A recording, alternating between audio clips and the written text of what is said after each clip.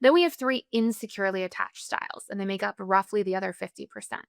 And you can kind of imagine them as existing along a continuum.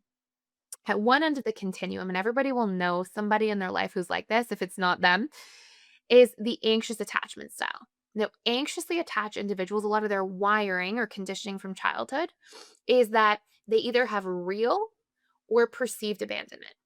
Real abandonment's obvious. You have a parent who, you grew up in a fatherless home, a parent leaves at a young age, or God forbid somebody loses a parent, they pass away. That would obviously create massive abandonment wounds for somebody.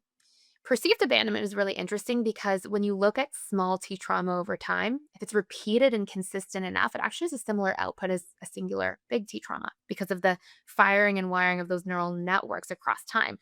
So, perceived abandonment looks like, for example, you have parents who are very loving, but they're constantly working. And so you're always with the grandparents. And so a child learns, okay, love is there, and then love is taken away.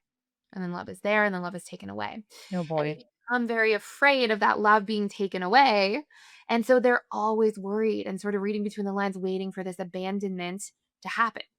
So now we have these individuals who learn love is a good thing, but it's inconsistent and I have to hold on to it. And basically, as adults, they become individuals who are trying to always maintain proximity. And their biggest fears that they acquire because of their childhood are the fear of being abandoned, alone, excluded, disliked, rejected, unloved. These are these huge wounds that they acquire. Hmm. And what's really interesting is I always give people this analogy that our wounds are kind of like a bear in the woods. If you were to go into the woods tomorrow and you see a bear and you run and you're safe, thank goodness, but then you have to go back into the woods the next day. Well, what does our mind do? Our mind, the moment the trees move, you're like, the bear. We're bracing for the bear. So when our brain gets imprinted with these fears in childhood, as an adult, we project them onto everything, just like we would a bear in the woods. Or we have a negativity bias. We're wired to hang on to negative things more than positive to protect ourselves from them. And then our subconscious mind is sort of the lens we see and interact with the world through. So if you believe that, you felt abandoned in childhood, as an adult, these individuals, they're constantly waiting for somebody to abandon them. And if somebody doesn't call them Interesting. back or Yeah. tip them enough or any of these things, they project that. And as a result, their thought patterns follow, their emotions follow. And neuroscience has actually proven every action we take is based on our emotional state. So even people who think they're really logical, rational thinkers, they're just making emotionally based decisions at the tipping point and then rationalizing through logic. So Mm. what happens is somebody has this imprint from childhood of fearing being abandoned or disliked or excluded, all these very social fears.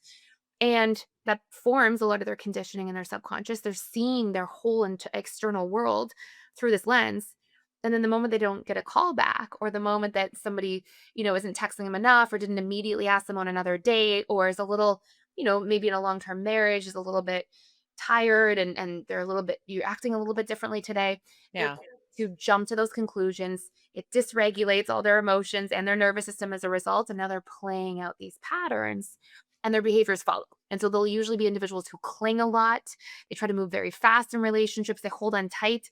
And in doing so, they often accidentally don't see people's boundaries and don't recognize that they're there. And they can accidentally pressure people in relationships and make them sort of pull away, if anything. Mm. Um, Okay.